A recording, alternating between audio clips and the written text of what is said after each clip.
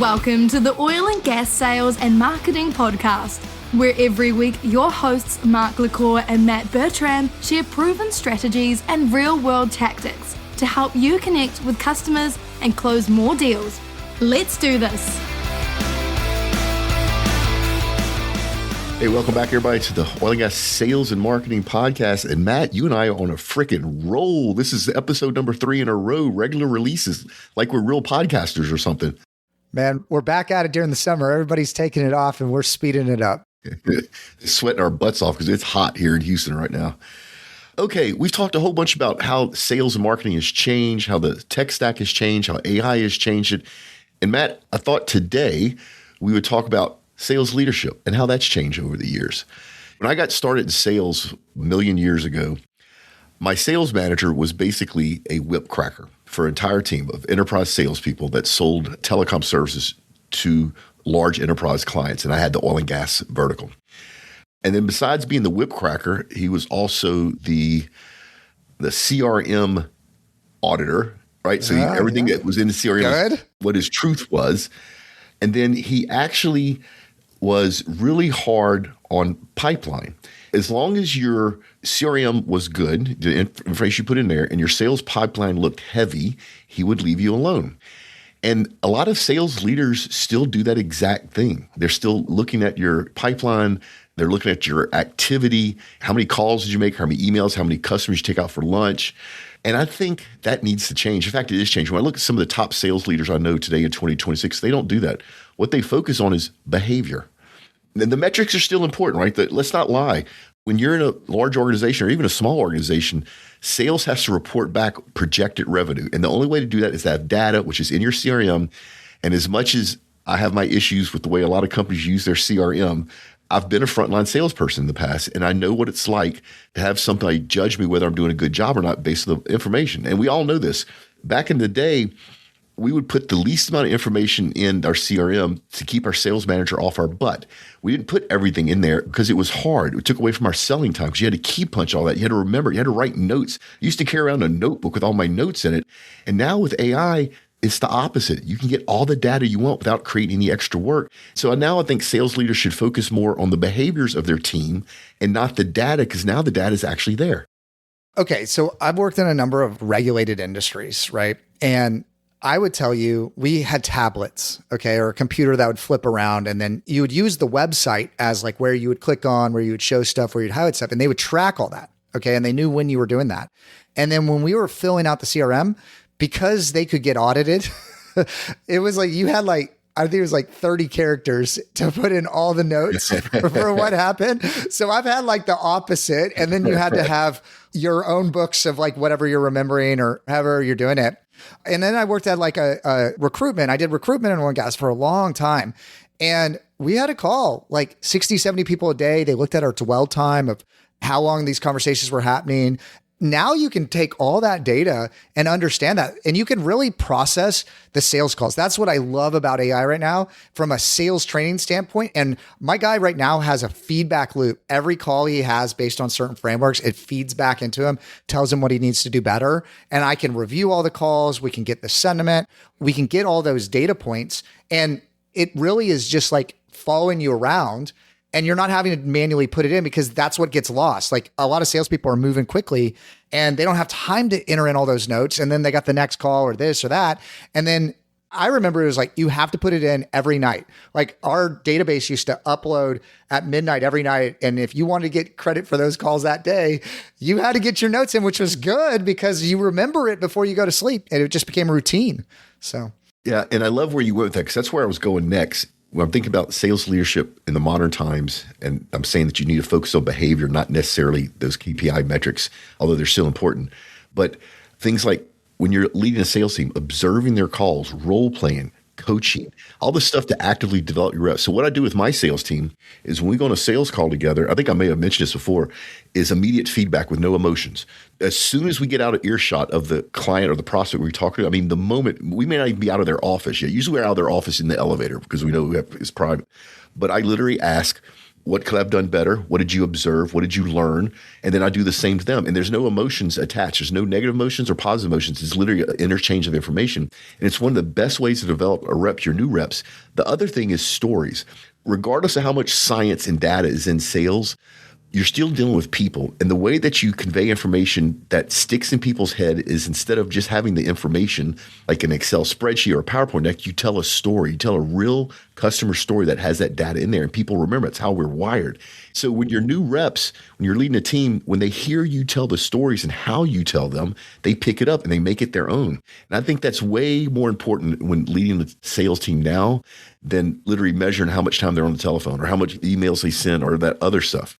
Man, I feel like now, at least depending on who you're hiring, like the younger generation, you can't just tell people to do stuff. You got to explain to them why it's important. And you got to be able to show the win-win of like, if you do it this way, this actually helps you. Because I read a statistic about AI implementation, which I know overlays on top of this, but 26% of at large corporations are actively trying to tank the AI implementation because they're worried about their jobs.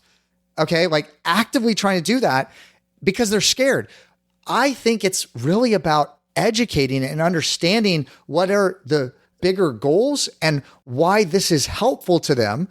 And I mean, there's a level of paperwork at every job, I guess, that you just have to do, but there's a reason for it. And if you show them that reason and you get that buy-in, it's not going to be fighting uphill.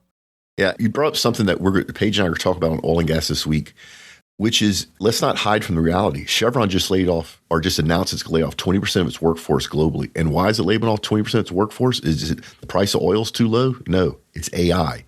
AI is replacing jobs. And one of the jobs that it cannot replace, and I don't know if it ever will, is a good salesperson or a good marketing, especially if you're a leader. AI may actually replace some frontline marketing sales work. I'm serious. I mean, I've seen it already. I've seen that light, but not the leadership component. If you're worried about your job, become a good leader in your sales and marketing world. I sat down with like the lead over at Bictel, and essentially their mandate, I think it's something like by the end of the year, they need to be 40% more efficient, or I don't remember the exact number. He said it was a significant number. It was like a third more efficient by the end of the year. And it was like, here's all the tools, go figure it out. And he's a leader, right? He's a lead engineer. He's got to figure out how to improve the workflow, how to review stuff. And I think he finds it generally helpful. These are skill sets that you got to look for. I remember it was like on the resume, experience with the World Wide Web. Yeah, I remember that too. Right. I mean, I look for when I'm hiring people, what are your capabilities in AI? How do you do it? Do you want to be ahead of the curve? Or do you want to be behind the curve? And I would tell you, being ahead of the curve, you're kind of starting to get in the middle of the pack right now. These are skill sets that help you become better. I mean, that's the reason I got into podcasting, was the leverage to one-to-many of reaching people and having a message that is repeatable that can work while I'm asleep, because it's about building that rapport. And this is the next iteration of how to be able to do that and how to leverage these tools to be more helpful. And you could generally make more money and sell better to do it. And I think that it's hard for a manager to tell like a frontline salesperson how to do something if they don't really understand it. Like that's the worst thing in the world. Mark, if it's someone that's above you is like telling you something and you know that they don't even know what they're talking about, like the level of respect is not there. So leaders need to like invest in education and understand this and how to use it, and then say, here's why you need to use it. Here's how it's going to help you. Here's how I would use it. Here's how I am using it. And they need to lead from the front. Hey, it's Mark LaCour, Editor-in-Chief of Oil and Gas Global Network. We want to give you something free for being a listener to one of our podcasts. It's very simple. Go to YouTube, search for OGGN, and comment on any video. Send us a screenshot of your comment to marketing@oggn.com, and we will send you a free OGGN hardtop laptop sticker and a temporary tattoo. Once again, super easy. Just go to youtube.com, search for OGGN, comment on any video, send us a screenshot of your comment to marketing@oggn.com. We'll put some free swag in your mailbox right away. And it's funny, you know, Matt and I never discuss ahead of time, or rarely discuss ahead of time, what we're going to talk about. We literally get We've been discussing every week now. I don't know what you're talking about. Well, no. Let me tell you where I'm going. So this is perfect. So Matt and I didn't talk about this subject at all. Yeah. And yet you naturally rolled into what I was going to say next, which is training. Sales leaders are good trainers. And If you want to show a frontline rep how to do something, do it with them. Get in the trenches, get dirty, get sweaty. And if you don't know how to do it, don't do it. You can't fool this younger generation. My generation would never have questioned our manager if he knew what the hell he's talking about or not. These newer generations actually will, and they'll hold you accountable, and they may know it better than you do.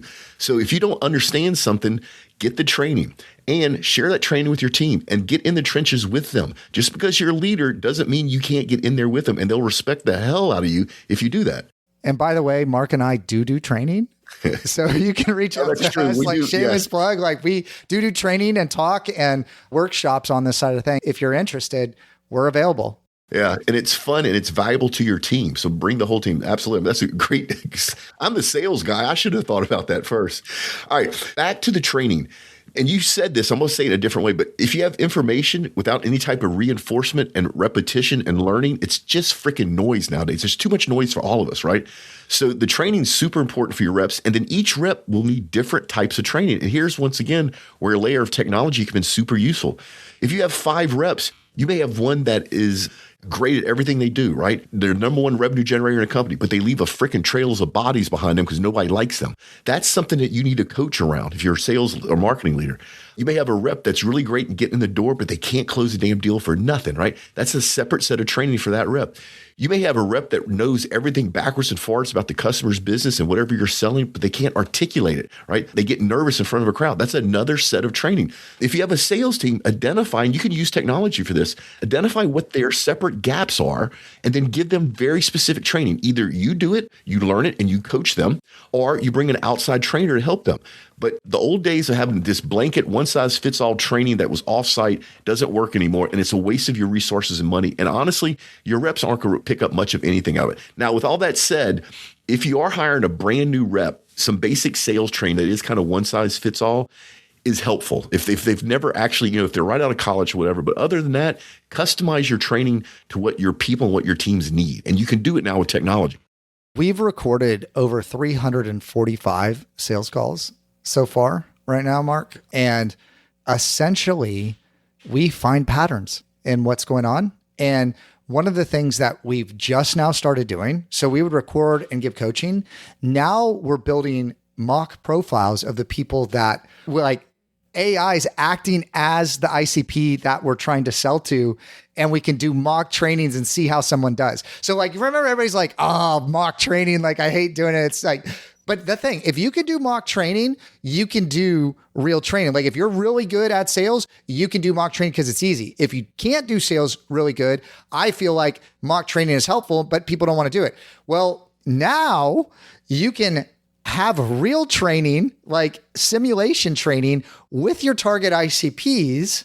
And it's not you're role playing with your manager, you're role playing with the real customer. And if you're doing phone sales or whatever, like, guess what? There's a real person that's answering questions, asking questions that are based upon real data. And people are building up these data sets. I'm sure you can rent or buy these models. We haven't gotten into all that, but it's incredible what you can do. And also, like you were talking about, the resources that you can pull on an individual based on their online presence. And then that helps the conversation along as far as like social lubrication goes when you're communicating with them. And I think that a lot of people are still doing sales the old school way, or they're starting to leverage some of these things here and there. But it's really about building an operating system that's going to help you grow your business. Dude, this is freaky because we didn't talk about this. That's literally where I'm going next, right? The next thing I think has changed as far as sales and marketing leaders is being able to clearly define your ideal customer profile, your ICP, like you brought up. It used to be, it was guesses, and it was information from the reps, and depending on the rep and who they were selling to, it may have skewed one way or another. Now with technology, you can identify the ideal, like to Matt's point, you could literally figure out what age they are, what part of the world they live in, what is their title, what is their buying criteria. Is it a small buying team? Is it a large buying team, right? What is their budget? And when you clearly outline that ideal customer profile for your reps, if you're a sales or marketing leader, or for your marketing team, it helps them do their job so much better because it's real, like Matt said. And the training component is even adds another layer to that. That qualification criteria for your ICP is super important. And now you can do it with technology.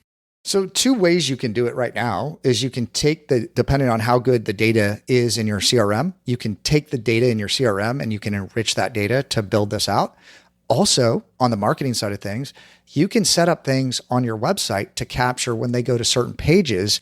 And you can even find out, depending on, okay, there's privacy issues. I am a Association of Privacy Professional. Like there's different laws in different places. Be careful of California and the EU is what I'll tell you. And there's a couple other states in Canada. But what I would say is you can actually see who comes to those pages, and you can build a data set with that of these are the people that are searching for this problem going to this. Like people don't understand how valuable being online is and how your website can be a tool. And that's really what we've been doing for the last number of years, is building out these sites to help salespeople use marketing as a leverage point where it's not just making pretty pictures for your conference, handouts. Like there's real data in technology. That's why it's called MarTech technology, that you can do some of these things and build these things out. And so hopefully those are kind of two examples that you can use. And you can even take past customer data and you can enrich that data to figure out what these ICPs are. And then you can even aggregate data online from your competitors and pull in publicly used information and build out these ICPs and then you can tailor messaging and language and everything to them. In oil and gas, more than anything else, there's so many different ICPs based on who you're selling to. You got to make sure your language is speaking to the right person, or the conversations just fall off a cliff. Yeah. And Matt, you're spot on. Another thing besides the website data, and yes, people, if you want to, you can see who comes to your website, literally who they are, if they're in a database somewhere, what page they went to, what they read, where they hovered, where they clicked through. And that gives you a lot of data. But you know where else you get some really good information? If you don't have a newsletter, that's a number one reason today to have a newsletter. The information, the data you get from who opened what did they read, all that stuff is built into all the newsletter tools that are out there. And it's super valuable, just like Matt said. Okay, another thing I think has changed. Matthew. I'm going by Matthew. Just everybody, I'm going by Matthew. If you search me online, please search Matthew. We're changing books as well as podcasts and MatthewBertram.com. Well, I still can't remember to call it SLB instead of Schlumberger, so it's going to take me a little while to remember to call you Matthew, but I will work. I know. All right, next thing I think has changed for sales and marketing leaders in today's world is your process. Everybody tells you, you have to have a standardized sales and marketing process, which is true. And we've done it for years, but it used to be done on paper and it was static. And maybe if you had the time, if you're a sales and marketing leader, you would update it once or twice a year, maybe. Now, technology does that for you dynamically every second if you want it to. And it can look at what's going on in the industry. What is the price of WTI right now? What's natural gas doing right now? Where's the constraint in the pipeline growth? Can you get a turbine anywhere in the world right now? Is that constraining the growth of these data centers? All that information is out there, and there's AI tools that are built exactly for this to help give you a dynamic sales process, because salespeople, and I'm a recovering salesperson myself, salespeople, if you don't help them with this, they tend to want to sell how they always have because it worked in the past. And we all know that what worked in the past, especially in oil and gas, doesn't work in the future. But if you don't give them a sales process that's repeatable, that's dynamic, based upon the data, they're going to fall back to habits. It's just human nature. And you can do that now with technology for almost nothing. Then as a leader in either sales or marketing, when everybody follows the same process and has the same steps, it's super easy to coach and spot constraints or bottlenecks, or unfortunately, maybe people that aren't a good fit, because everybody's following this exact process, and you can see where the people that shine are and where the people are struggling are. And once again, this goes back to the training. If they're struggling, you can give them individually coaching or training for the one piece they're struggling with. And all this is ridiculously easy to do in 2026. Well, Mark, one of the things I want to highlight, because I think a lot of people hear a lot of this stuff and they want to use this stuff, but I can tell you, I've seen this in organization over organization that I've been meeting with, is you got one or two champions that are like power users and know how to use all this stuff. And it's very fragmented, or you got different people. It's all about bringing it together in a full system and getting that like system integration where this skill can transfer to this person can see this, like the visibility.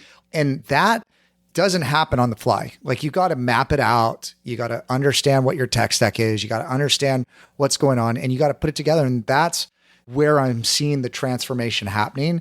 And that's where I also am seeing things fail, because people are hobbling together a lot of different tools or things, but it's not, depending on the size of your sales team, the bigger company you are, the harder it is to do it and get everybody on the same page and get everybody on the same tools. So a lot of people, it's funny, they're like, oh, we're like a medium-sized team or we're a small team. Like, You have an advantage. Like you have an advantage right now to upgrade your operating system before you grow. And if you can get into that AI first mode, you're going to scale so much faster.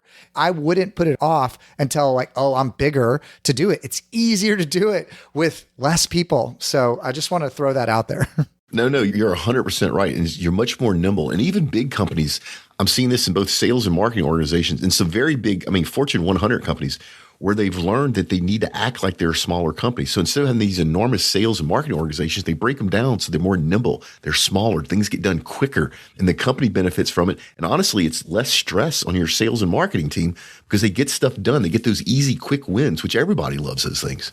And that's going to lead me to my next thing. One thing I'm seeing, Matt, in the last couple of years in people that sell into the oil and gas industry is declining confidence in either your ability to sell or market or what the external forces are doing to your sales and marketing game. A couple episodes ago, we talked about overcoming buyer hesitation, right, in enterprise sales. And that's one of those things that has changed. There's much more hesitation, buyer hesitation, because now they have data to slow down and make smart decisions for the company when they're buying something, as opposed to Joe plays golf with this vendor, so he's going to buy his stuff, right? If you're listening to this in the last couple of years, if you're in sales and marketing and you don't have that confidence that you used to have, you're not alone. The market is changing. Couple of things. If you're in that space, talk to your manager, and your manager should be a good coach. If you work for a big company, they may even have some coaches available to you. That confidence, you need to rebuild it and understand that even though things have slowed down, that you don't close as many deals as you used to, or it takes longer to close the deals, and that you have to provide much more information, and that competition has gotten worse. You're still the most valuable person in the company, because if you're a salesperson, you're the only person bringing in revenue. Everybody else is a cost. And if you're a marketing person, you help that salesperson bring in the revenue. So you're a tag team. That confidence is something I've seen a lot in large and medium-sized organizations, and sales leaders have to not only understand it, but have to say that it's not a personal problem. It's what's changing in our world right now, and you have to just deal with it. Yeah, I just got back from a conference and everybody's talking about how the buyer has changed, how the buyer buys has changed, who the buyers are, right? We've talked about that a lot. Who's buying has changed, how they buy has changed, and what are their concerns. And what I can tell you is the traditional view of marketing is like, okay, there's the big top of the funnel, like brand positioning, and there's not the tactical, strategical marketing. And then like account-based marketing is kind of what it's all fallen into. But man, I can tell you, we're doing a lot of engagements that are very tactical, that a lot of the work is pre-done before you get in front of a salesperson. A lot of people are going through their own buying process, opting in, opting out, and they're using data that they get online about your company, about you, about past employees, about past customers that might not be accurate. Okay. And it's getting ingested into these AIs, and AI decision making is leading people. I mean, I can even tell you in the consumer market, oh my gosh, if it tells you to buy this toothpaste over that, you're going to buy it. Like, people are listening to the AIs. That is really where we're focused, is people are like, what cars to buy? I mean, people are putting in so much data into AI. You got to make sure your data, and that's why I came up with digital information coverage. How do you manage the data internally and externally, and how does it present to other people? And that's what we're getting a lot of calls for right now. This is saying stuff that's not true, or is not right, or it's not accurate, or is not the whole picture. We have some reputation management deals right now for some investment kind of oil deals. And there's just like, you got to understand that so much is happening, and there's so many touch points. There's like 30 different touch points before someone gets to a salesperson. That's one of the touch points and one of the levers. It's not the salesperson's going to do the whole thing. They need help. They need support. And it's everything about your company and your brand. And there's ways to get that LLM visibility and to do it. And again, that's just a lot of what I'm doing right now. And I feel like salespeople feel like sometimes there's one hand tied behind their back. That's where the marketing comes in to help you. And maybe it needs to be called something a little bit differently, because everybody has it pigeonholed into one thing in their head. Yeah. And my last thing I want to talk about, and you mentioned this very early on in this conversation, which, by the way, people, if any of this stuff sounds like something you're interested in, just reach out to Matt. He's not going to try to sell you something. He's going to try to help you. I'll point you in the right direction. Yeah, he'll point you in the right direction. Yeah, you can trust him. I trust him. I sold him my damn company. I trust him that much, right? Another thing that sales and marketing leaders are dealing with now that they used to not have to deal with is skill and will and skill.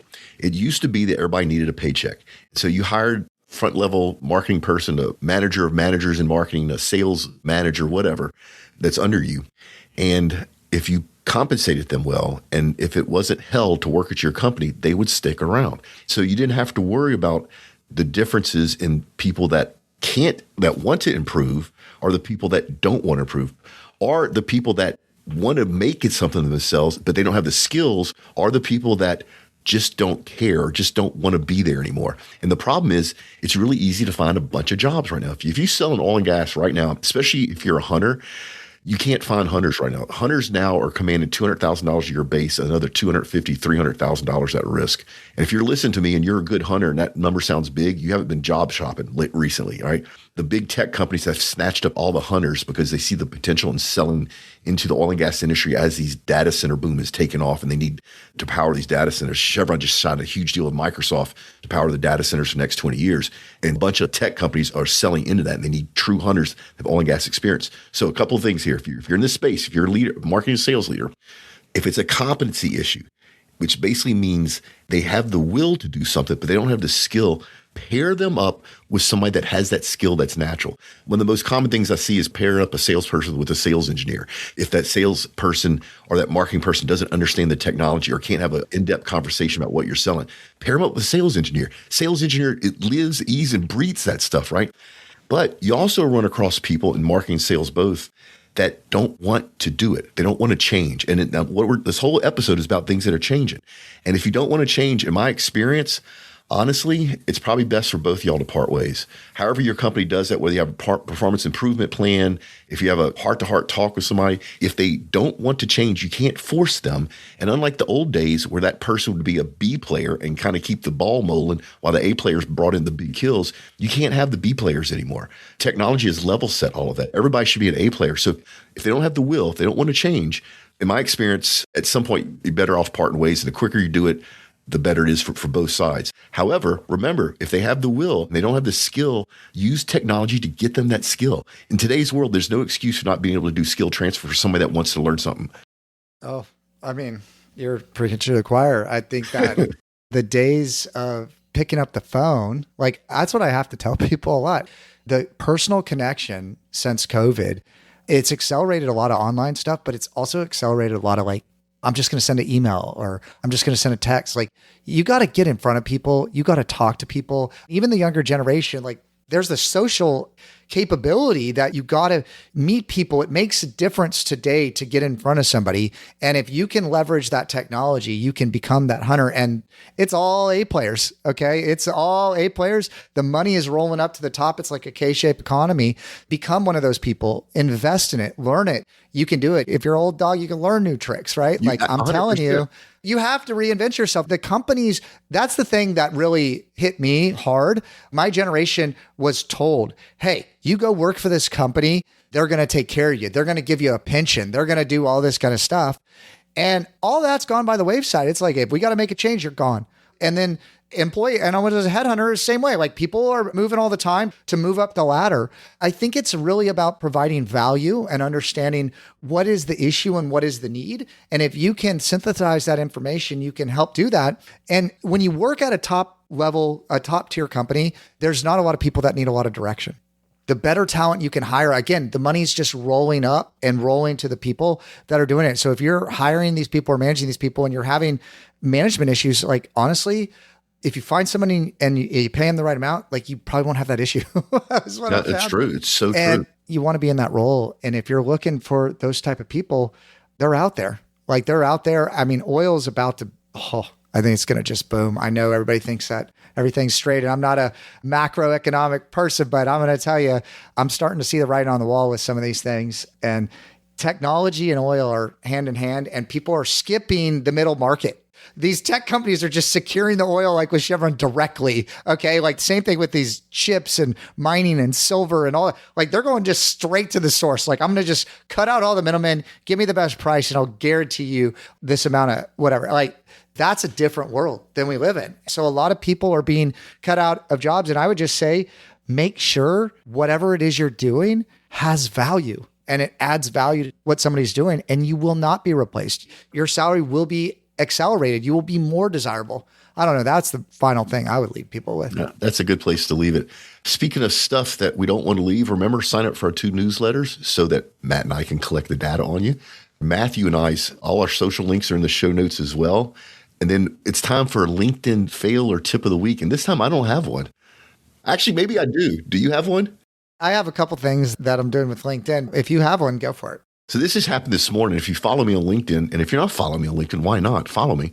He posts a lot. I need to keep up with Mark, honestly. Like, he's doing great. So I had a conversation with somebody that disagrees with my view on catastrophes. My viewpoint is, and I keep a running list. I literally can show you every time somebody makes a global catastrophe, especially if it has something to do with man's intervention, like man causing increase in CO2, which is causing the earth to warm up. I write it down. I have a list of several hundred global catastrophe predictions going all the way back to the 1800s up until last year. I update this list every couple times a year. So I'm having this discussion with this guy on LinkedIn who disagrees with me, which is fine. I do that on purpose because I'd like to hear different viewpoints. And he quotes something from Google. So he sends me the link. So let me tell you, when you get to the point where you disagree with somebody, and instead of you being able to articulate and explain why you disagree, and you have to send them a link of something that you Googled, what you're doing, number one, is telling me, I don't know what I'm talking about. I think this person does. So you read it and show that, let me show you now you're wrong.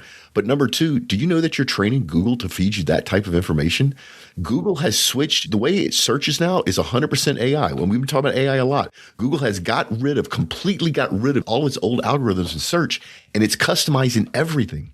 If you believe that Martians are controlling the United States and you search for that enough and you read stuff like that, Google will understand it now almost instantly, and that's all it's going to serve you.